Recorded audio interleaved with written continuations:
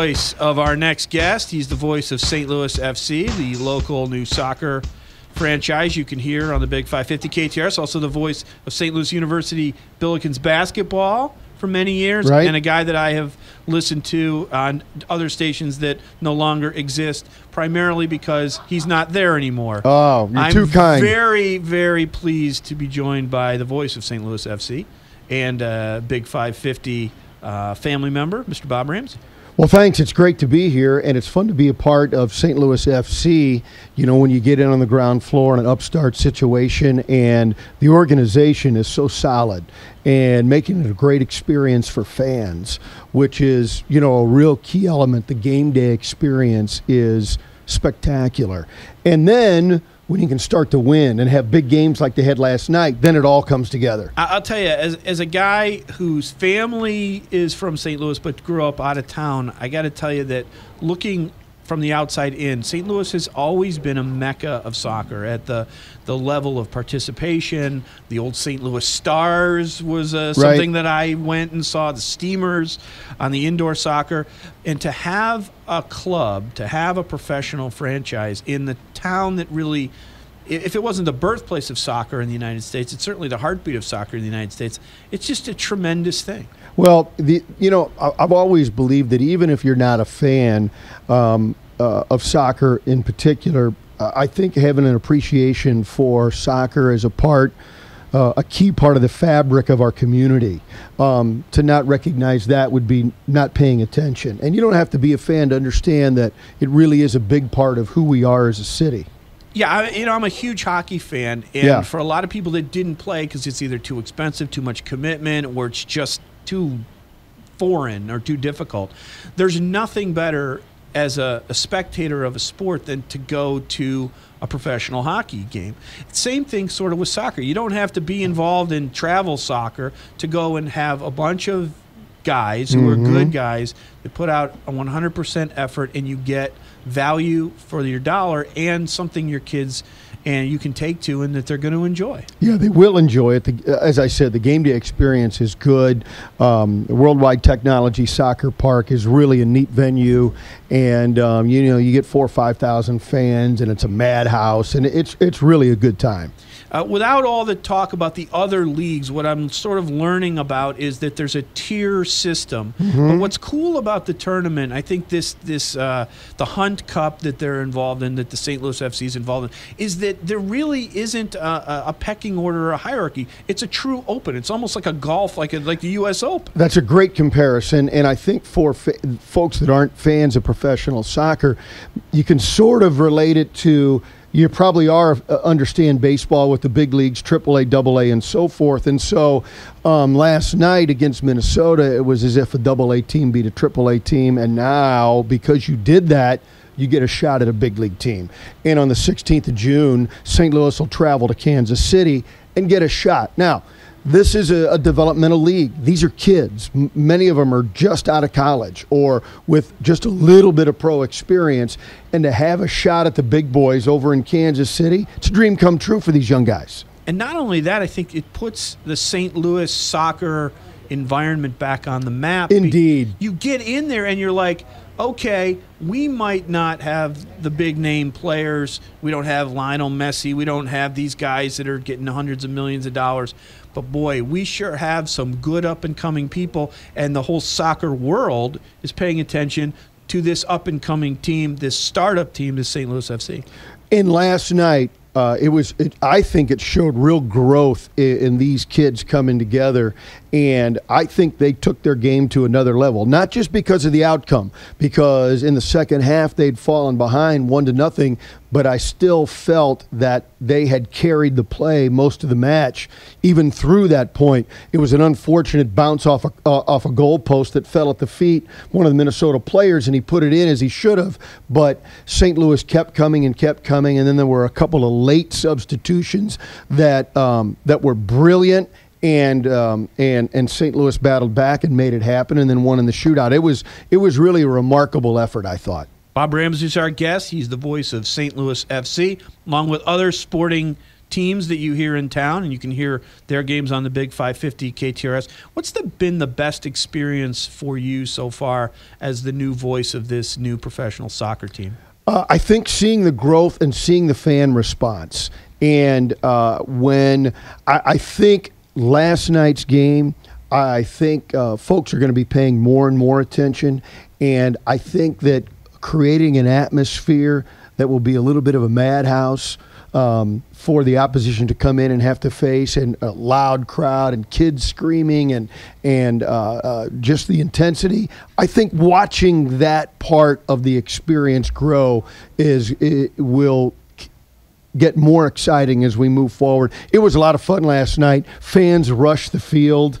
And they were out there for a half an hour after the game, mingling with the players and talking to them and sharing the excitement. It was a lot of fun. Well, we've heard a lot about Seattle and their major team and how they do a walk to the match, and it's got a sort of a European or UEFA or English football league feel to it. Right. I think that there's a good groundswell here that St. Louis, maybe even with this new team, can get the people in this town to go to an event that is affordable. Not that the other things are completely out of reach, but if you're going to go to the ballpark or you're going to go to a football or hockey game, you're going to spend at least 3 figures on that event. And this is a family-friendly thing that can become something that young people and that young families can afford to do.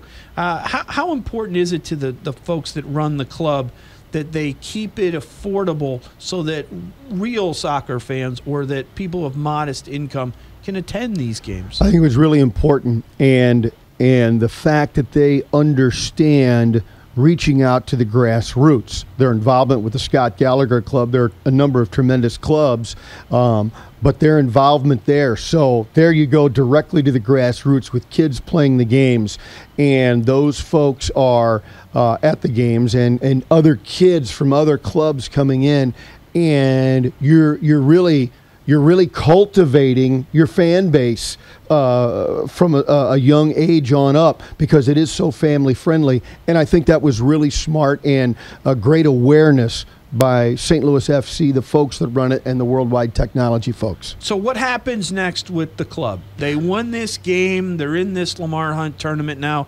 Where do they go from here now that they've made it to the next level? You know what's interesting, and we alluded to it before, if you're a baseball fan or NFL or NHL, NBA, what have you, it's really different. And they do it this way all over the rest of the world in soccer. You've got your league season.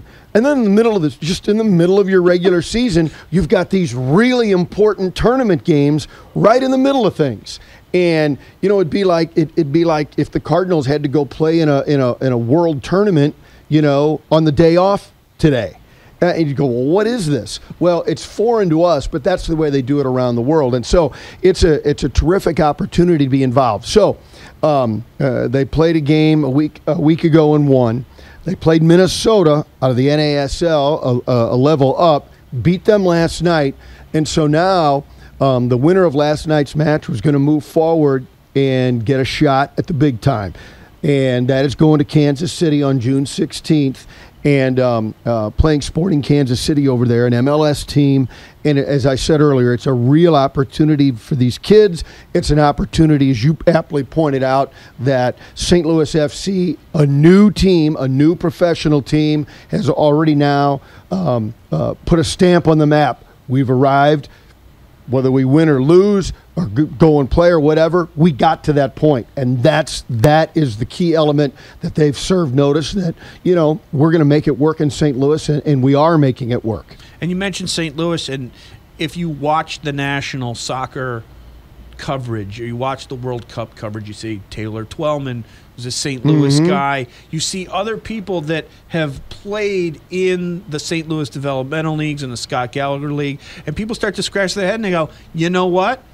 This might be a place where we should definitely plant a flag. And I'm sure the people at the MLS are taking a look at not just the ticket gate revenue or the number of people that show up, but just sort of this whole town rallying behind the sport that has been a staple for over 30 or 40 years, and say, you know what, we might want to put something down there. That's a good market. It's just not being served well, but St. Louis FC is doing that. Yeah, it hasn't been served well on the professional outdoor side for a long, long time. And, you know, what are the problems? You know, a stadium, ownership has really been the key situation. Having someone, you know, quite frankly, a billionaire ready to step up and be an owner. And that has been and will continue to be the key.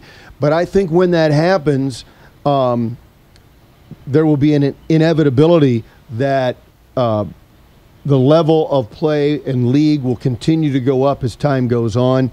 And where we are now is a marvelous starting point. And at Worldwide Technology Soccer Park, they've really set their sights looking forward, but not losing focus on the grassroots fans and what we're doing today. And say, let's do this right. The future will take care of itself. Tell us a little bit, real briefly, about some of these young kids, some of the names that we should be looking out for, who are the up-and-coming stars that are making a difference on this club, who we may be seeing do better things in the future. Well, you know, the goalkeepers, Pace and Can, have been marvelous.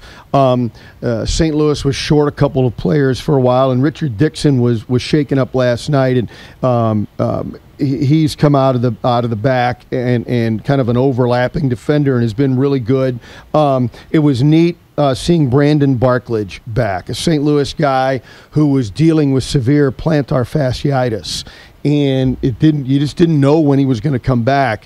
Well, he was a late substitute that, as well as the team was playing, took it up a notch immediately. You could see what he means to this club. And so seeing Barklage back in there was great. Jeremy Lynch has been marvelous up front. Just marvelous, creating opportunities. And that's the one thing that we hadn't seen in the first 6 weeks of the season, being dangerous offensively. Now it looks like the team is ready to take that forward and create exciting offense to go with their good defense. And that, along with creating victories, creates excitement for fans. It is exciting. I love your passion, not only for the sport, but for this new club. All the best to the guys, and we hope they just keep doing this, and maybe they'll just shock everybody and bring a cup home. And not to pander, but a big part of what's happening is Big 550 stepping forward and say, we want to be a part of this. And it gives everything from what's happening game day to what's happening with media coverage, have a big-time feel, and this is a big part of it right here. And we can definitely hear that game on the Big 550 right here, June 16th. Go out to KC and whoop them. Looking forward to it. Bob Ramsey, voice of St. Louis FC. Thanks. Appreciate it. Great time. You bet. Right. Let's take a break. We'll be right back. This is the Big 550, home of St. Louis FC, KTRS. Before that, we got to go